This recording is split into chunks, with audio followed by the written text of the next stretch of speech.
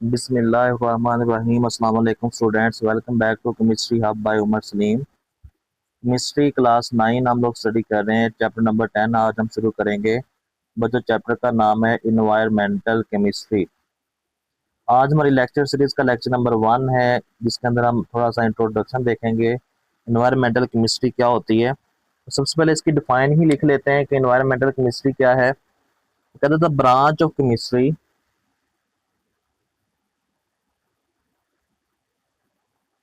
Branch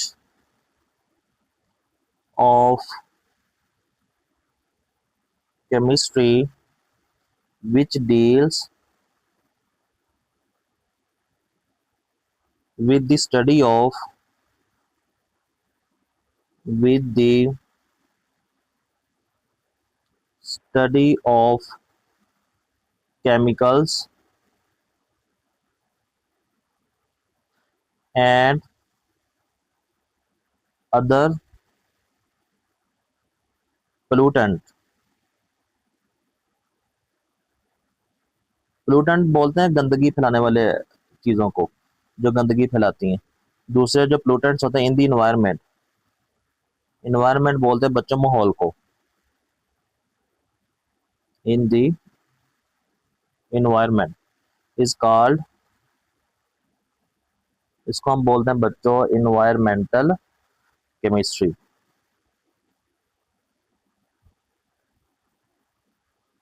environmental,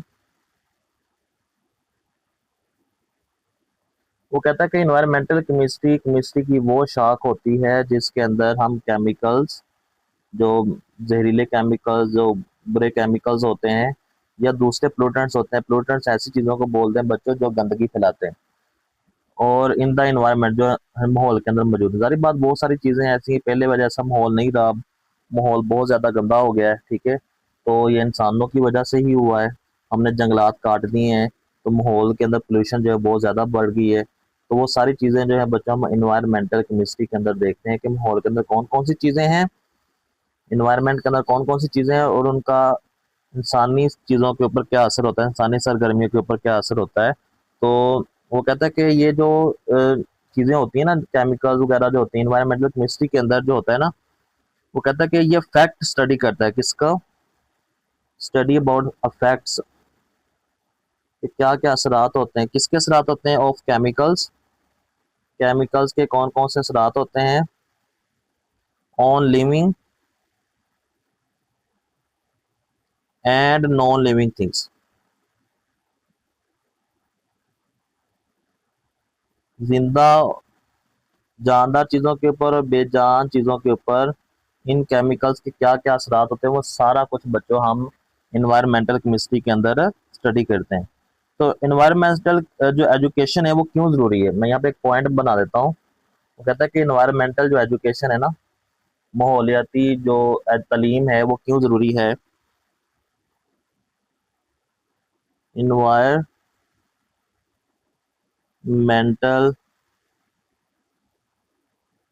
education जो है बच्चों क्यों, मैं थोड़ा सा यहाँ पे लिख देता हूँ, बाकी आपको बुक से मैं बता देता हूँ। वो कहते हैं कि इसका जो मकसद है ना, इन्वायरमेंटल एजुकेशन का मकसद वो ये है कि to enlight the people, to enlighten the people,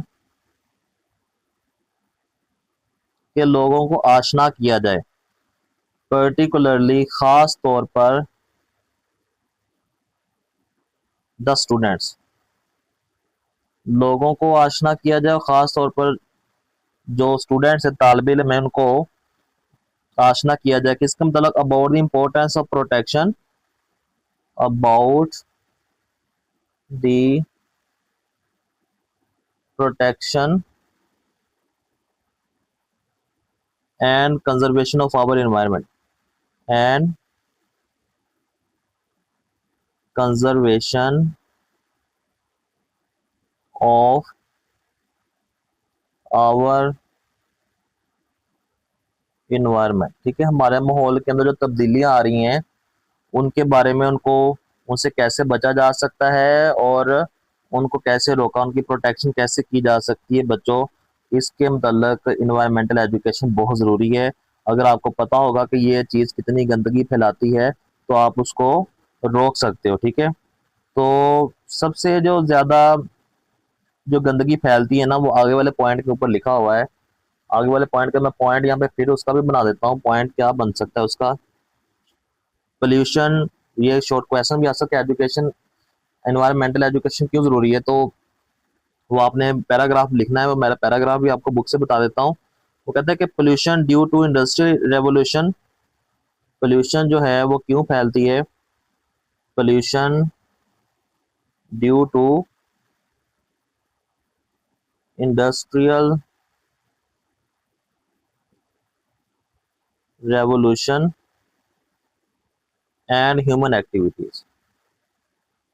जारी बात है, जो इंडस्ट्रीज हैं उनमें जिद्दत आ चुकी है, उसकी वजह से भी जो है वो पोल्यूशन फैलती है। और इंसानी सरगर्मियां जो होती हैं ना, वो भी, यानी कि हमने पूरा क्रिकेट इकट्ठा करते हैं, घरों से सफाई करते हैं, बाहर उसको आग लगा देते हैं। दुकानों में भी ऐसे होता है, दुकानों में भी सफाई करते हैं और दुकान के सामने जो आग लगा देते हैं। तो वो जो आग लगाई जाती है, जारी बात है, वो माहौल में गंदगी तो फैलाती है ना, वो गंदगी तो बहुत ज्यादा फैलाती है। इंडस्ट्रियल जो इंसानी जो है बहुत ज्यादा ये असरअंदाज होती है माहौल के ऊपर। कैसे असरअंदाज होती हैं, वो कहता है कि the gas which is release due to increase use of fossil fuels, the gases खारिज होती है ना इंडस्ट्रीज के अंदर, दो फैक्ट्रियां लगी होती हैं जहाँ पे, वहाँ पे धुआं खारिज हो रहा होता है बहुत ज्यादा। जैसे सबसे बड़ी इंडस्ट्री जो ब्रिक इंडस्ट्री है, यानी कि जो ईंटें बनाते हैं, तो ईंटें बनाने तो वो बटा लगा होता है, तो उसमें धुआं जो खारिज होता है, due to the increase use of fossil fuels, due to the increase of fossils fuels. Fossil fuels के अंदर कुदरती गैस आ जाती है बच्चों। फॉसल फ्यूल्स क्या होता था, जैसे गैस आ गई, ठीक है, इसके अंदर गैस शामिल होती है, कोयला शामिल होता है और पेट्रोल वगैरह शामिल होती, चीजें सारी जलाई जाती है ना। तो जब इनके जलने से क्या पैदा होता है बच्चों, इनके जलने से धुआं पैदा होता है, और धुआं जो है माहौल को क्या करता है, गंदा करता है, ठीक है। तो ये भी एक बहुत बड़ी वजह है। एग्रीकल्चर पोल्यूशन भी आती है, एक और मैं यहाँ पे हेडिंग लिख देता हूँ सिर्फ, और बुक से पढ़ लेते हैं। एग्रीकल्चर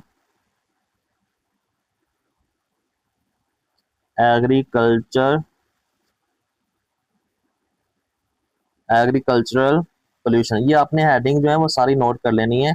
इसके आंस मैं अभी आपको बुक से बता देता हूँ, ठीक है। एग्रीकल्चर पोल्यूशन कहाँ पे होती है, आपकी बुक के ऊपर लिखा हुआ है बच्चों, ये देखें। अगर आप आ जाएं इंट्रोडक्शन के ऊपर, अगर आप इंट्रोडक्शन के ऊपर आ जाएं तो आपकी बुक के ऊपर सारी चीज़ें मेंशन है।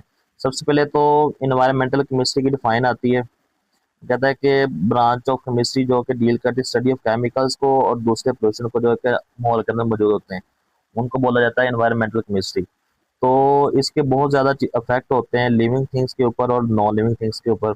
अब ये जो पहला मैंने पॉइंट लिखा था, पहला पॉइंट मैंने क्या लिखा था बच्चों, कि इन्वायरमेंटल एजुकेशन क्यों ज़रूरी है, ठीक है।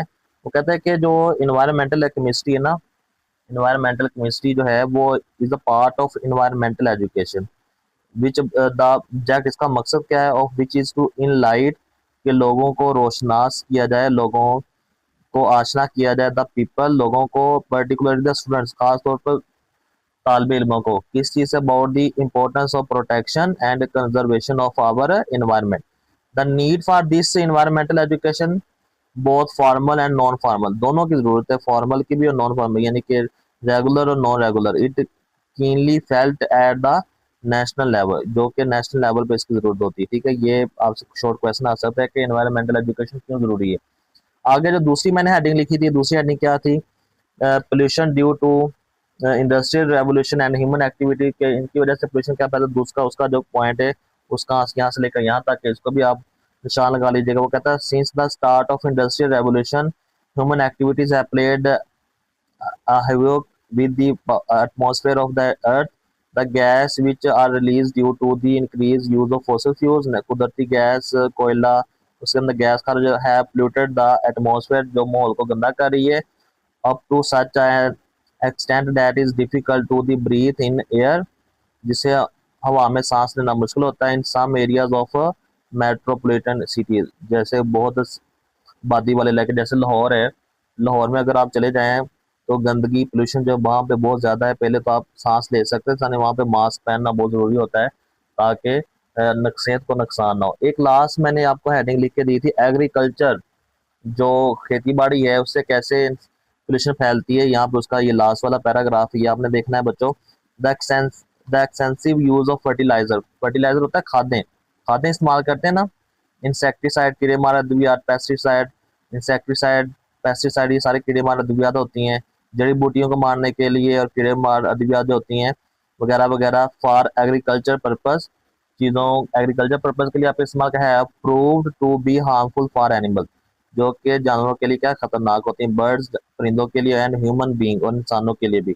The situation is turning serious for every passing day, हर गुजरते दिन के साथ जो सिचुएशन है, जो सूरत हाल है, वो बहुत ही खतरनाक हो गई है, ठीक है। And there is an urgent need to control the emission of pollution, और बहुत अर्जेंट ज़रूरत है कि पोल्यूशन को रोका जाए फैलने से टू दी एटमॉस्फेयर, माहौल के अंदर, ठीक है। तो ये 3 शॉर्ट क्वेश्चन बनते हैं। एक शॉर्ट क्वेश्चन एनवायरमेंटल केमिस्ट्री की डिफाइन है, उसके बाद एनवायरमेंटल एजुकेशन क्यों ज़रूरी है, इंडस्ट्रियल रेवोल्यूशन कैसे और ह्यूमन एक्टिविटी कैसे किरदार अदा करती है पोल्यूशन में, और एग्रीकल्चर जो है वो किस तरह नुकसान पहुंचा रही है, ठीक है। तो ये 3 शॉर्ट क्वेश्चन, एक एनवायरमेंटल केमिस्ट्री जो है वो 4 शॉर्ट क्वेश्चन आपके मन, इसको निशान लगा लीजिएगा। ओके जी, एक छोटा सा टॉपिक है 10.1, कंपोजिशन ऑफ एटमॉस्फेयर, इसको भी जरा थोड़ा सा देख लेते हैं। कंपोजिशन ऑफ एटमॉस्फेयर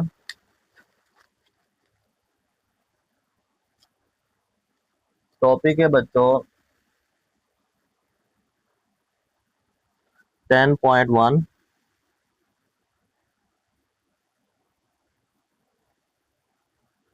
टॉपिक का नाम है कंपोजिशन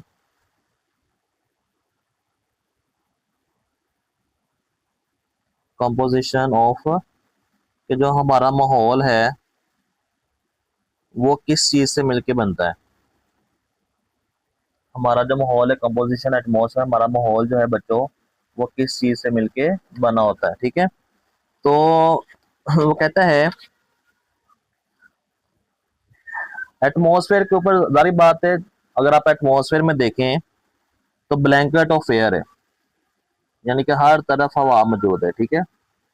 ब्लैंकेट ऑफ एयर, हवा मौजूद है, ठीक है, जिसको हम क्या बोलते हैं बच्चों, एटमॉस्फेयर, जिसको हम क्या बोला जाता है बच्चों, एटमॉस्फेयर बोलते हैं, ठीक है। सेवरल, इसके अंदर सेवरल लेयर्स ऑफ गैसेस होती हैं, सेवरल लेयर्स ऑफ गैसेस इसके अंदर मौजूद होती हैं, ठीक है। तो जारी बात, हवा जो है वो सबके लिए जरूरी है। हवा क्यों जरूरी है, हवा आपको पता है, हवा के अंदर आप सांस लेते हैं ना। अब वो कहता है कि यहाँ पे पॉइंट यहाँ पे लिखा भी हुआ है, वो कहता है कि एयर जो है ना, एयर, हवा इज असेंशियल, वो जरूरी है, ठीक है, फॉर लाइफ, इसके लिए, जिंदगी के लिए, ठीक है, ऑन अर्थ, अगर आप दुनिया के ऊपर जिंदा रहना चाहते हैं तो हवा बहुत जरूरी है। फॉर एनिमल्स, जानवरों के लिए भी, एनिमल्स टू ब्रीथ, ठीक है, एंड फॉर प्लांट्स, और पौधों के लिए भी, ठीक है, plants to make their food, to make their food, ताकि वो अपनी खुराक तैयार कर। देखें ना, इंसान भी सांस लेते हैं, जानदार के, हम भी जानदारों के अंदर ही आते हैं ना, सांस लेते हैं तो हम कौन सी गैस अंदर लेके जाते हैं, ऑक्सीजन। कौन सी गैस खारिज करते हैं बच्चों, हम ब्रीथ करते हैं, जो ह्यूमन है, ह्यूमन की बात हो रही है, हम ब्रीथ करते हैं बच्चों, कौन सी गैस ब्रीथ करते हैं, ऑक्सीजन, और एक्सेल कौन सी गैस करते हैं, बाहर कौन सी गैस निकालते हैं, कार्बन डाइऑक्साइड। ऐसे ही है, जो प्लांट है, पौधे हैं बच्चों, पौधे ब्रीथ करते हैं, क्या चीज ब्रीथ करते हैं बच्चों, कार्बन डाइऑक्साइड, और एक्सेल कौन सी गैस करते हैं, वो करते हैं बच्चों ऑक्सीजन। तो ये चीज भी आप लोगों ने ध्यान में रखनी है, ठीक है। तो वो कहते हैं कि ये बहुत जरूरी है, हवा तो बहुत जरूरी है, ठीक है। तो सबसे ज्यादा जो गैस माहौल के अंदर पाई जाती है, हम यहाँ पे एक टेबल भी बना हुआ है बुक के ऊपर, वो बच्चों होती है नाइट्रोजन। सबसे ज़्यादा जो है वो नाइट्रोजन हम माहौल में पाई जाती है। कितने फीसद पाई जाती है, आपसे एमसीक्यू भी पूछा जा सकता है, 78.0%। उसके बाद दूसरे नंबर पे कौन सी गैस होती है, वो होती है ऑक्सीजन। ऑक्सीजन कितने फीसद पाई जाती है, 21.0%। ये कॉन्स्टिट्यूएंट्स कॉम्पोजिशन है कि माहौल हमारा किससे मिलके बनता है। उसके बाद बच्चों आर्गोन आ जाती है। आर्गोन, आर्गोन कितने फीसद पाई जाती है, 0.934%। उसके बाद बच्चों आपके पास कौन सी चीज़ आ जाती है, कार्बन डाइऑक्साइड, CO2। वो कितने फीसद पाई जाती है, 0.04% है। उसके बाद नोबल गैसें भी कुछ आ जाती हैं। नोबल गैसें जो हैं वो कितने फीसद, अबाउट, उसका जो अबाउट है 1.0% है, ठीक है। और वाटर वेपर्स भी जो है वो वेरिएबल करते हैं, वाटर वेपर भी हम माहौल के अंदर मौजूद होते हैं, ठीक है। तो आपकी बुक के ऊपर कुछ चीज़ें लिखी हुई हैं, इसको ज़रा देख लीजिएगा। आपकी बुक के ऊपर आता है कंपोजिशन ऑफ एटमॉस्फेयर। एटमॉस्फेयर के अंदर कौन कौन सी चीज़ें पाई जाती हैं बच्चों। तो लिखा हुआ है कि हमारा जो ज़मीन है वो ब्लैंकेट ऑफ एयर है, जिसका हम माहौल कहते हैं, जो बहुत सारी गैसों से मिलकर बनता है। हवा जो है हमारी लाइफ के लिए बहुत ज़रूरी है, पौधों के लिए भी और जानवरों के लिए भी, ठीक है। पौधे जो अपनी खुराक बनाते हैं, तो सबसे जो more nitrogen than any other gas, सबसे ज़्यादा नाइट्रोजन पाई जाती है। द कंपोनेंट्स ऑफ एटमॉस्फेयर में be divided into major and minor constituent. The amount of these different gases in the air varies slightly from place to place. तो जगह से जगह, सीजन टू सीजन भी चेंज करते हैं, डे एंड नाइट को भी चेंज होती रहती है। ओके, मेजर जो सबसे मेजर चीज़ें हैं वो तीन होती हैं, और nitrogen, oxygen and argon. Nitrogen 78% पाई जाती है, ऑक्सीजन 21% और आर्गोन 0.93%। जो माइनर कॉन्स्टिट्यूएंट्स हैं उसमें carbon dioxide 0.04%, noble gas about 1% है, और वाटर वेपर जो वेरी करते रहते हैं डिपेंडिंग अपॉन द ह्यूमिडिटी। तो यहाँ तक बच्चों आपने ये आज का लेक्चर याद करना है अच्छे तरीके से। इसमें शॉर्ट क्वेश्चन भी हैं, कुछ जो है ये एमसीक्यूज के आप क्वेश्चन भी आ जाते हैं। तो इस टॉपिक के मतलब कोई भी आपका क्वेश्चन आप मुझसे कमेंट सेक्शन में पूछ सकते हैं। मेरे चैनल को लाइक कर दें, फॉलो कर दें और अपने दोस्तों के साथ शेयर करें। अल्लाह हाफिज़।